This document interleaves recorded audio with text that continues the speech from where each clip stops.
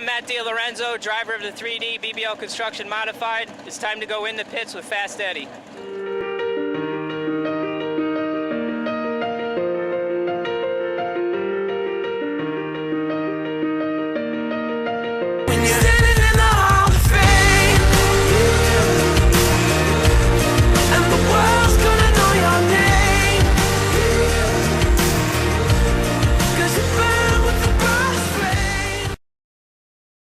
Matty, 2012, you had 2 wins here at the Track of Champions. How would you classify your 2012 season?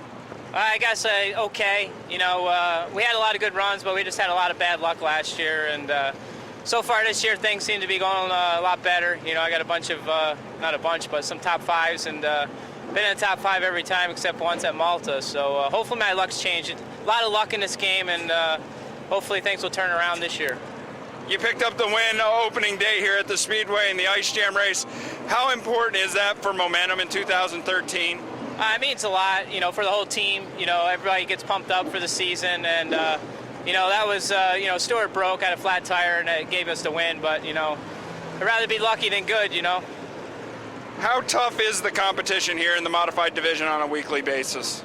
I mean, it's really tough because there's so many cars here. You know, there's they're getting 35, 36 cars, you know, and they run consies every week. There's not a lot of tracks that have that kind of car count. And when you get handicapped in the back, it's tough to get up to the, you know, in the handicap position in the heat race. So that's real important. Now, last night up at the Albany-Saratoga Speedway, you had a little trouble in your heat race. How determined does that make you in the feature? You came from 12th to finish 3rd. Does that make you drive harder when you have a rough start to the night? Yeah, it does. It kind of gets you down a little bit, you know, because you want to be prepared for the feature, you know, get a game plan, what you got to do, but instead, you know, you're beating and banging body panels out and, you know, trying to get the car fixed just to make it for the feature. So, you know, hopefully it was a good run last night, but yeah, definitely, it does make you drive harder, but you don't want to overdrive it and, like, jump the cushion or do something stupid. You won the track championship here in 2007. How important is it for you to secure another title? It's important. You know, I really don't think about it now this early in the season. You know, you just want to get wins, and you know, you want to beat Stuart Friesen. You know, he's been winning everywhere he goes, and this is a new car for us this year, and I've been trying a few different things, you know, early on, and I'm kind of going back to my basics tonight, trying to find a sweet spot in the car, you know, and hopefully tonight, you know, we'll go good. For those of you who may not know, your career didn't start out on 4 wheels. How did you get started in racing? Well, I actually started racing motocross, you know, through high school, and got my pro amateur license, you know, went down to Loretta-Lynn's, and actually ran a couple nationals, and then from there I went to snowmobile racing, and then I got into the car racing. What made you decide to get out of motocross and snowmobiles? A lot of broken bones and full-time job. Decided to get something in a roll cage, you know, and you know, my parents used to take me to the races all the time, and I always liked watching C.D. Colville and Dickie Larkin. I used to watch him a lot. I actually had a remote control car of Dickie Larkin and C.D. Colville, but you know, my parents just starting to bring me to the races all the time, and that's what got me involved. Now, one of the things that we don't see a lot of is Matty D on the road a lot. Why is that? I'm just so busy. See, I got 2 little kids here running around and busy at work. You know, I work 50 hours a week, and it's just tough, you know, running twice a week, and we got Brian running too, so that's 2 cars on Friday night, 2 cars on Saturday night, and a lot of maintenance. You know, we got 2 full-time guys that work on the car, but still, it's hard just enough to get the car to, you know, the following week. Now you got your teammate this year, Brian Gleason, moving up to the modifieds. As a mentor to him, what do you look to do with him on a weekly basis? I just try to, you know, get laps. You know, I want him to get seat time and just get used to the horsepower of the car and how it reacts with the bigger motor.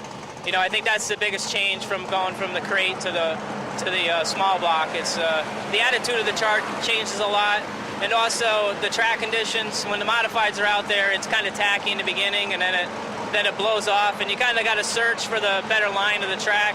When he ran crate, it's always slippery because he's always after the modified, so the track's always the same.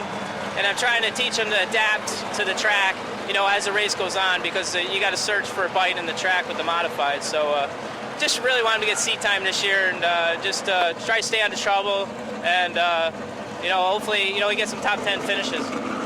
You certainly have a lot of great sponsors. BBL has been with you since the start. How important have they been to your career? Oh, they've been everything. You know, I can't thank Brian's dad enough. Kevin, you know, he's been helping me out ever since I started racing, and you know, Recovery Room Sports Grill, and you know, all the sponsors that help me. You know, I'm really fortunate to have good sponsors, and you know, you really need it. You know, nowadays to run up front with you know, all these good guys in the modifieds. Now, on a Friday, Saturday night at the track, you're always one of the last teams to leave. There always seems to be a crowd of fans. As a driver and as a human being, how does that make you feel to know so many people up in the stands have Matty D t-shirts on and are cheering you on a weekly basis? I mean, it's great. People always ask me, and they're like, you know, why do you do this? And you know, that's one of the reasons. You know, I like to see little kids, you know, smiles on their faces. I got kids of my own, you know, and it's you know, you see it more now when you have your own kids, you know, to see how they react. And I remember when I was growing up, I always looked up to all the drivers, and I want the, you know, little kids to be happy and smile. And you know, fans pay good money to watch us race, so I like to put on a good show, and loved them to come in the pits and see us. A realistic expectation for 2013, what would the team be happy with? Well, these guys would be happy with 2-track championships, but you know, I just want to stay clean, keep my nose clean, and you know, be in the top 5 every week, and be competitive is, you know, what my goal is.